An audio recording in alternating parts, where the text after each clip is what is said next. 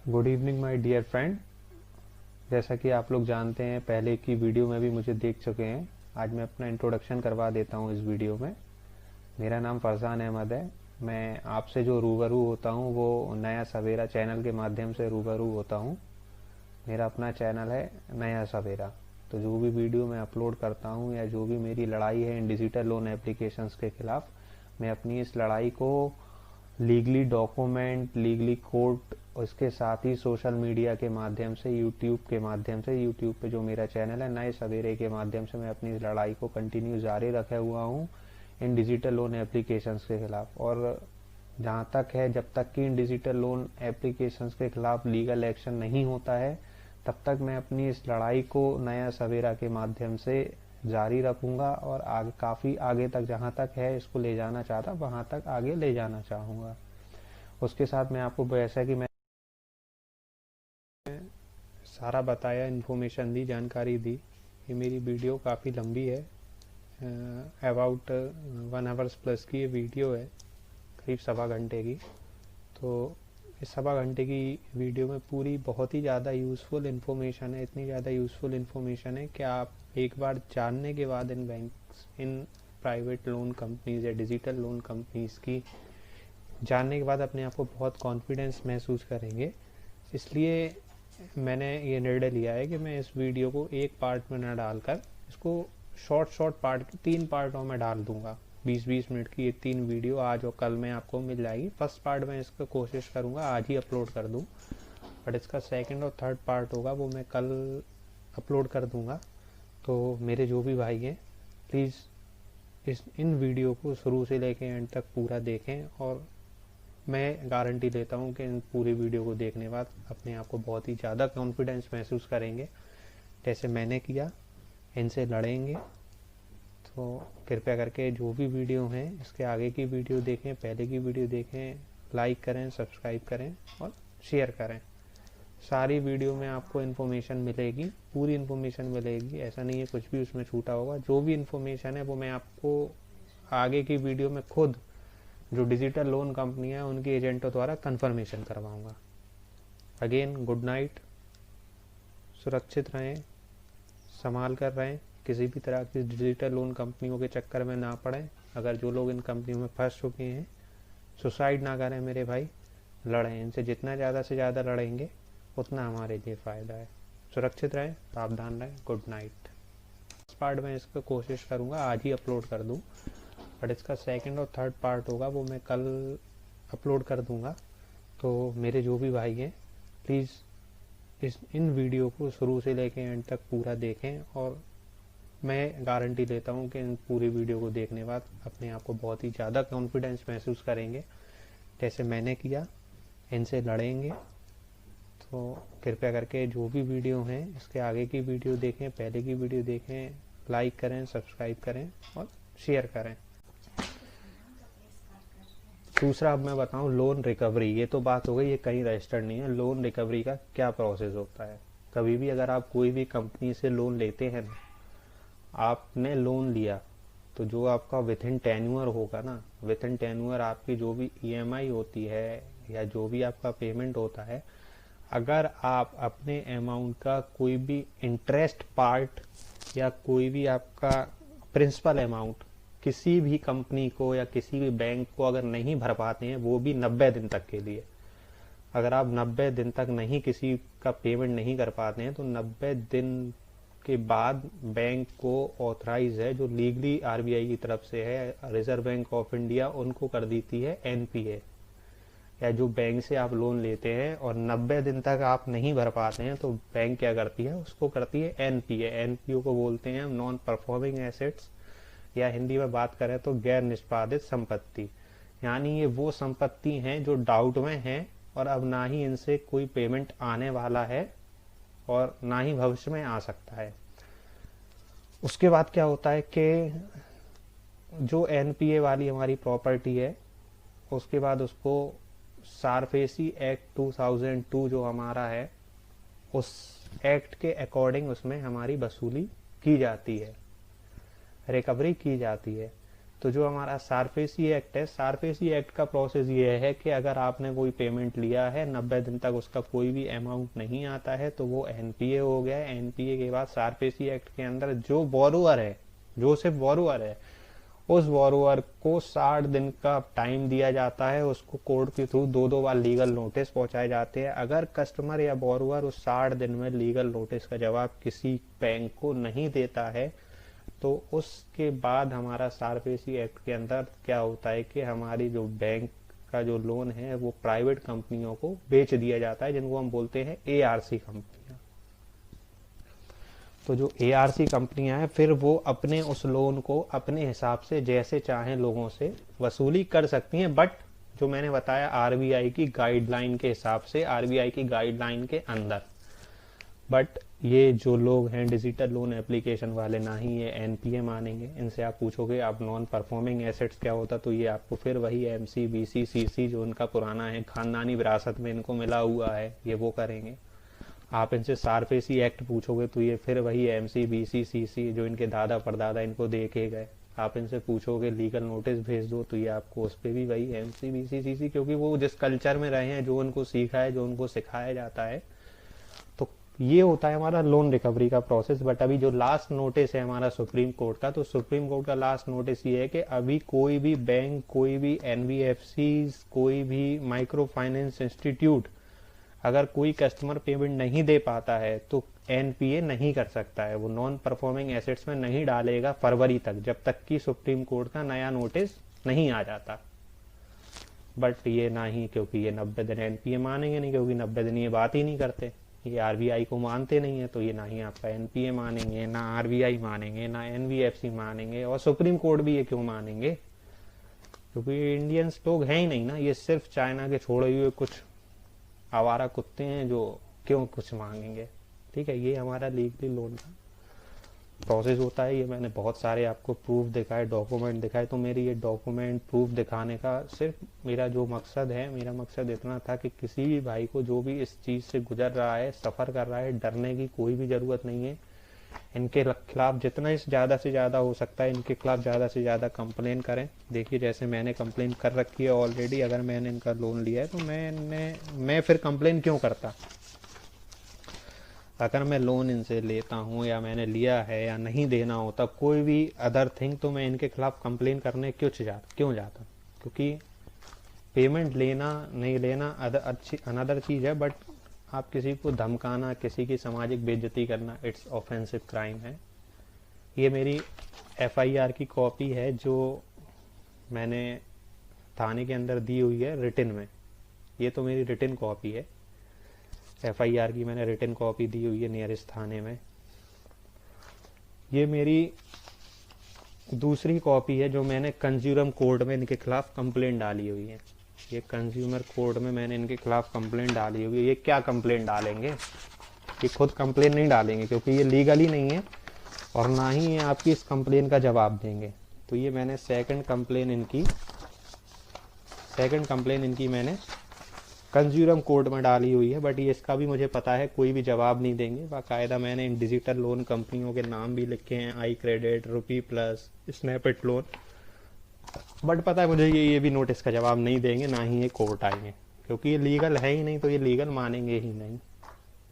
Third complain मैंने की है, ये है video national human rights commission. आप सब कुछ कर सकते हैं, आप बैंक से पैसा ले सकते हैं, पैसा लेंगे, पैसा यूज़ करिए, लोन लिए, सब करिए, बट कभी भी कोई भी बैंक या कोई भी आदमी आपके आत्मसम्मान को जानबूझ के ना ही नुकसान पहुंचा सकता, ना ही आपको दुनिया के सामने जानबूझकर मारने या मरने पे मजबूर कर सकता, ना ही आपको आत्महत्या करने पे मजबूर कर सकता। इनफैक्ट आर्टिकल 21 के तहत आपको आपके जो भी जीने का अधिकार है वो किसी को भी छीनने का अधिकार नहीं है, ये सुप्रीम कोर्ट कहता है। इसलिए मैंने ये ह्यूमन राइट्स में भी कंप्लेंट डाली हुई है। उसके बाद सबसे बड़ी बात, सबसे इम्पोर्टेंट कंप्लेन ये है मेरी साइबर क्राइम में एफआईआर, और ये है उसका मेरा एक्नॉलेजमेंट नंबर। ये मेरी रिपोर्ट एंड ट्रैक, ये मेरी एफआईआर की कॉपी है कंपनी जो मैंने डाली हुई है। कभी भी कोई भी बैंक, ये मेरा सारी डिटेल्स, मैंने डॉक्यूमेंट्स जो दिए हुए हैं, ये सब फाइल वगैरह, ये मेरी साइबर क्राइम में कंप्लेन है। तो कभी भी याद रखना, कोई भी अगर लीगल बैंक से आप पेमेंट लेते हैं ना, तो कभी भी कोई भी बैंक किसी का भी पर्सनल डाटा हैक करने का राइट किसी को नहीं देता।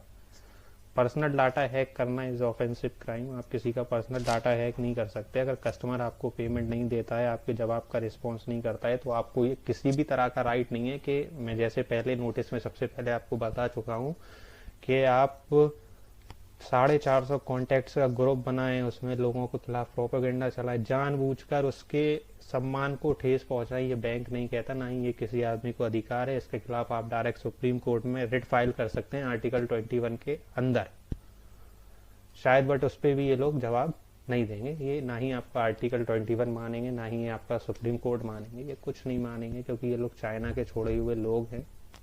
चाइना से इनको पूरी फंडिंग होती है। कुछ एक्ट में आपको बता दूं जो आपके बहुत यूजफुल काम आएगा। ये आपको डराएंगे कि आपके खिलाफ एफआईआर करूंगा, सेक्शन 420 के अंतर्गत एफआईआर होगी, सेक्शन, ये आपको कई सारी आईपीसी गिनाएंगे।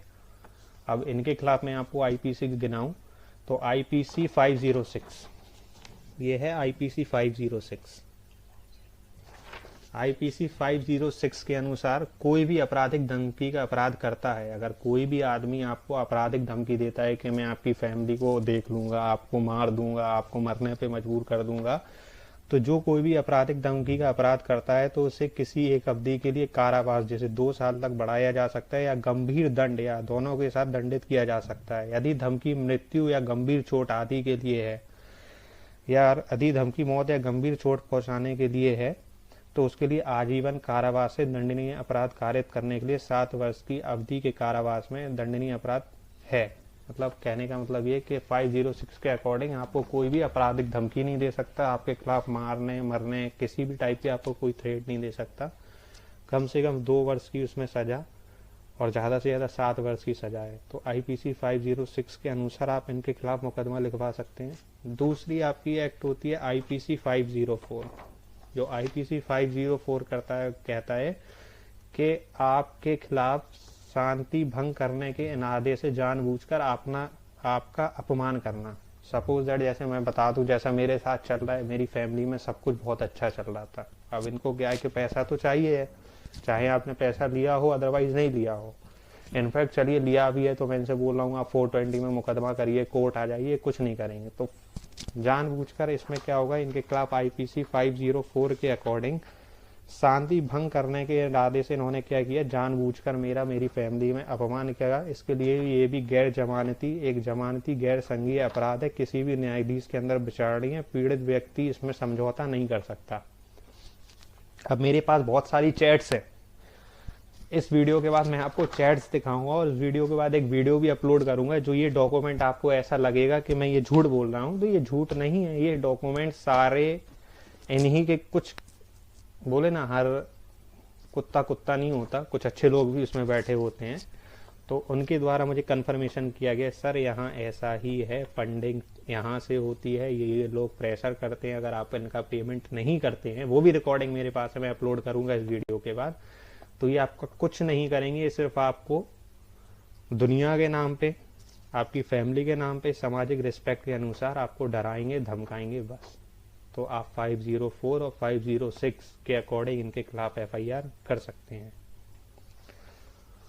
दूसरा बहुत इंपॉर्टेंट होता है कि आईपीसी का एक्ट जो है हमारा सेक्शन 43 और 66 जो हमारा आईटी एक्ट के अंदर काम करता है कि जो भी इसके अंदर आपका civil and criminal offence of the data theft और हैकिंग, यानी आईपीसी 43 और 66 के अंदर अगर कोई भी आदमी आपका डाटा हैक करता है, आपकी पर्सनल इंफॉर्मेशन चुराता है, तो ये ऑफेंसिव क्राइम है, ये क्राइम के अंदर काउंट किया जाएगा। तो ये जो लोग बोलते हैं ना कि आपने ही एक्सेस दिया, भाई हमने एक्सेस क्यों दिया, मैं तो ऐप अपलोड करने या लिंक खोला तो आपका एक्सेस अपने आप मिल गया, बट जब अगर हमने एक्सेस दिया तो पूरा डाटा आपने कैसे मेरे फोन का निकाल लिया, तो इट्स क्राइम।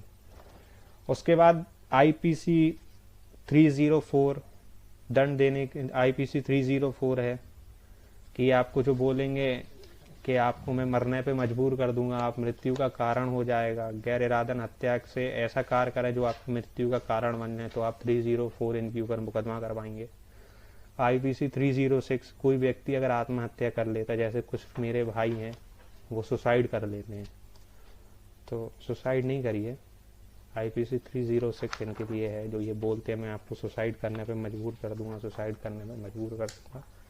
ये कई सारे एक्ट एंड लॉ है जो मैंने आपको दिखाए, बताए, और अगर आप इनकी कॉपीज मुझसे मंगवाना चाहें तो मेरा चैनल है नया सवेरा, उस पर आप मुझे मैसेज करिए इस वीडियो में नीचे। मैं सभी लोगों को व्हाट्सएप नंबर पे सभी ये मेरे पास PDF फाइल में मेरे पास ऑलरेडी अवेलेबल है, मैं सभी लोगों को प्रोवाइड करवाऊंगा। इनसे डरे नहीं, इनसे लड़ना है। उसके बाद एक बहुत इंपॉर्टेंट आखिरी बात, इनकी फंडिंग की। जब मैंने एक रिपोर्ट पढ़ी या मैंने यूट्यूब पे बहुत सारी रिसर्च की, बहुत सारी चीज़ें देखी, तो मुझे एक इन्फॉर्मेशन मिली, इनकी जो फंडिंग होती है ना, इनकी फंडिंग इंडिया से नहीं होती, ना ही कोई इंडिया की रजिस्टर्ड कंपनी है। इनकी फंडिंग का रास्ता है जो साउथ ईस्ट एशिया में हमारा चाइना है। चाइना इंडिया में इन्वेस्टमेंट करता है कई सारे वे पे, यानी सिंगापुर के थ्रू इंडिया में डायरेक्ट तो चाइना से इंडिया में पेमेंट नहीं आएगा, तो सिंगापुर के थ्रू, हांगकांग के थ्रू, कई सारी जगहों के थ्रू आपको ये पेमेंट करते हैं। जैसे कि मैं आपको एक बहुत अच्छा एग्जांपल दूं, मुझे आज एक वीडियो बनाना था तो मैंने एक बहुत अच्छा काम भी किया, इनफैक्ट आपके काम आएगा, दिखाता हूं मैं इसमें। हांगकांग 1 नहीं दिखा रहा यार। हाँ, मैंने एक लिंक एप्लीकेशन डाउनलोड किया, ये भी मैं आपको भेज दूंगा स्क्रीनशॉट में। तो मुझे क्या किया, अभी इन्होंने ₹1 हांगकांग से सीधा ट्रांसफर कर दिया। इस पे लिख के आ रहा हांगकांग से आपके अकाउंट में ₹1 ट्रांसफर हुआ। बताइए भाई, मैं इंडिया के लोग, इंडिया का हमारा डॉक्यूमेंट, तो ये ₹1 हांगकांग से मेरे अकाउंट में, मैंने एक ऐप खोला, ऐप के थ्रू हांगकांग से मेरे अकाउंट में ₹1 ट्रांसफर कर दिया। तो मैं यही बताना चाहता हूँ कि जो भी इनको फंडिंग होती है चाइना से इनको होती है, सिंगापुर के रास्ते, हांगकांग के रास्ते, बैंकॉक के रास्ते, डायरेक्ट इंडिया में चाइना के थ्रू पेमेंट नहीं आता है। जो भी पेमेंट आता है वो हांगकांग, सिंगापुर, इन सब के थ्रू आपका पेमेंट आता है। और इनके द्वारा क्या होता है कि इंडिया में एक इन्वेस्टर ढूंढा जाता, डायरेक्ट तो कोई फॉरेन का आदमी इन्वेस्टमेंट नहीं कर सकता। तो क्या है, इनके लिए इंडिया में एक लेंडर ऐसा ढूंढा जाता है जिसके नाम पे ये एक कंपनी रजिस्टर्ड करेंगे नहीं करेंगे, बट एक ऐप बना देंगे। उस आदमी को बोला जाता है कि मैं आपको 30 करोड़ 50 करोड़ XYZ जो भी पैसा मैं भेजता हूँ आप इसको भेजिए। बट वो इंडिया में पैसा किस बेस पे आता है, वो इंडिया में जो पैसा आता है वो आता है दान पुण्य के नाम पे। कई सारे सोशल रिफॉर्म एक्टिविटी इंडिया में चलाने के लिए वो पैसा बताया जाता है कि इंडिया में जो पैसा जिस अकाउंट में जिस लेंडर के नाम पे ट्रांसफ़र होता है, तो वो जो अकाउंट होता है वो ऐसा है, ऐसा चैरिटी वाला अकाउंट होता है कि इंडिया में हम जो पैसा आ रहा है वो कई सारी सोशल रिफॉर्म एक्टिविटीज़ को चलाने के लिए आ रहा है। तो क्या है कि जो भी कंपनी रजिस्टर्ड होती है उसका फर्स्ट लेंडर तो इंडिया का ही होगा। सेकंड, हमेशा आप कोई भी डिजिटल लोन एप्लीकेशन खोलेंगे ना, इनफैक्ट इनके ही कस्टमरों ने मुझे बताया कि तुम लोग थोड़ा सा शर्म करो, आपकी सारी इन्फॉर्मेशन दूसरे देश तक जाती है। इसका मतलब दूसरे देश तक जाती है, तो दूसरा को फाउंडर इनका कौन है जिसने फंडिंग इनको की, यानी चाइना तक। इनफैक्ट आप कई सारे एप्लीकेशंस में देखेंगे तो चाइनीज लैंग्वेज आपको देखने को उसमें मिल जाएगी। तो इंडिया में इनको लैंडर्स ढूंढा जाता है, वहाँ से इनका पेमेंट आता है as a social reform activity के नाम पे इंडिया में। बट इंडिया में क्या होता है कि ये लोगों को लोन के रूप में डिस्ट्रीब्यूट किया जाता है। बट जब पेमेंट क्या है कि आप जब भी कोई भी बैंक से लीगली लोन लेने जाएंगे तो कोई भी बैंक में जो पेमेंट होगा वो NEFT के थ्रू होता है। और NEFT bank working hours time पे ही, अगर मैं ठीक हूँ, मैं आई थिंक उसी टाइम पे ही काम करती है। बट आप इनका जो लोन एप्लीकेशन है या इनका जो आपके पास लिंक आया, अगर आप इसको रात में 2 बजे खुद ही ओपन करेंगे ना, शाम में 8 बजे भी ओपन करेंगे, रात में 12 बजे भी ओपन करेंगे, तो इनफैक्ट 1 घंटे में, आधे घंटे में, 20 मिनट में ये आपके अकाउंट में पेमेंट ट्रांसफ़र कर देंगे। तो ये जो पेमेंट ट्रांसफ़र होता है, ये पेमेंट कैसे ट्रांसफ़र होता है, ये पेमेंट ट्रांसफ़र होता है एज अ चैरिटी के नाम पे कि हम किसी कस्टमर ने उस लिंक को ओपन कर दिया, पेमेंट ले लिया, तो इसका मतलब ये है कि उन्होंने जो वो शो करेंगे हमने एज अ चैरिटी के लिए रिटर्न ना लेने वाला पेमेंट दिया, मतलब ये हम वापस नहीं लेंगे। बट ये क्या करते हैं कस्टमर को, जबकि आरबीआई की गाइडलाइन है कोई भी कंपनी कम से कम 90 दिन के लिए लोन देगी, बट ये सिर्फ क्या करते हैं कस्टमर को 7 दिन के लिए लोन प्रोवाइड करवाते हैं। और ये क्या करेंगे, 8,000 रुपये आपका लोन एक्टिवेट, लोन के लिए आपको लिमिट देंगे। आप 8,000, 5,000, 6,000 लोन अप्लाई करेंगे। बट ये क्या करेंगे, प्रोसेसिंग फीस के नाम पे, इनकी प्रोसेसिंग फीस इतनी होती है कि 8,000 का 3,000 रुपये अपना प्रोसेसिंग फीस के नाम पे पहले ही काट लेंगे। ये कस्टमर को कितना ट्रांसफर करेंगे, 5,000 रुपये। ठीक है, इनकी थिंकिंग देखिए कितनी प्लानिंग के साथ काम होता है। 5,000 रुपये कस्टमर को ट्रांसफर करेंगे। देखिए जो भी आदमी इस पे लोन लेता है वो बहुत ही नीडी आदमी लोन लेता होगा, जिसको ज़रूरत होती होगी, या जो नहीं नॉलेज में होगा या नहीं जानता होगा, वही लोग इसमें फंसते हैं। जो आदमी एक बार फंस होगा, मुझे नहीं लगता इसके बाद कोई दूसरा आदमी इनके बीच फंसता होगा। ये उसको 5,000 रुपये ट्रांसफ़र करेंगे और एक हफ्ते बाद उसको टॉर्चर करेंगे और बोलेंगे कि आप 8,000 रुपये आपने लोन लिया था, 8,000 रुपये वापस करो। ठीक है, अगर कस्टमर ने धोखे से भी इनफैक्ट इनका फ़ोन नहीं उठा पाया तो ये उसकी इज्जत को नीलाम करने में 1 मिनट नहीं लगाएंगे, 1 मिनट भी। ना ही ये आरबीआई मानेंगे, ना ही ये एनपीए मानेंगे, ना ही ये 90 दिन। इनफैक्ट अगर आप इनसे बोलोगे सर 1 घंटे रुक जाओ, 1 दिन रुक जाओ, 2 दिन रुक जाओ, तो ये 1-2 दिन भी आपका नहीं मानेंगे। ये मान ही नहीं सकते। ये आपको इतना मेंटली टॉर्चर कर देंगे, या तो आप घर बेचोगे या मर जाओगे, मगर इनका पैसा कहीं ना कहीं से चुकाओगे। फिर आपका देखिए प्रोसेस, आप कभी भी इनका जो प्रोसेस होगा ना, जिस अकाउंट से आपको पेमेंट ट्रांसफ़र किया, तो जब आप इनका पेमेंट रिटर्न करेंगे ना, वो सेम अकाउंट में पैसा कभी भी रिटर्न नहीं लेंगे। क्योंकि वो जो अकाउंट रजिस्टर्ड है वो चैरिटी के नाम पे रजिस्टर्ड है, वो दान पुण्य के लिए रजिस्टर्ड है कि मैं दान पुण्य के लिए ये पैसा दे रहा हूँ। बट ये कस्टमर से 7 दिन बाद पेमेंट लेंगे और वो अकाउंट एक नंबर में इंडिया में रजिस्टर्ड होगा। कस्टमर उसमें 8,000 रुपये वापस करेगा। वो अकाउंट कोई भी नाम पे रजिस्टर्ड होगा, कोई भी बिजनेस के नाम पे, कोई भी फर्म के नाम पे, कोई भी इंपोर्ट एक्सपोर्ट, कुछ भी दुनिया जहाँ का कोई भी एक ऑर्गेनाइजेशन बना के या कोई भी एक कंपनी है इस तरह की बना के, वो भी रजिस्टर्ड कंपनी नहीं, ये उस अकाउंट को करेंगे। और हमेशा देखना इनके जो अकाउंट्स होंगे वो सभी प्राइवेट बैंक में होंगे, कोई गवर्नमेंट बैंक में इनका अकाउंट्स नहीं होता है। कस्टमर से ये 8,000 रुपये उसमें ट्रांसफ़र करवाएंगे। देख रहे कस्टमर को दिया 5,000, लिया 8,000। अब देखिए इनका इतना हाई इंटरेस्ट रेट लेने का क्या पर्पस है, उसका भी मैं आपको बताऊं समझाऊं।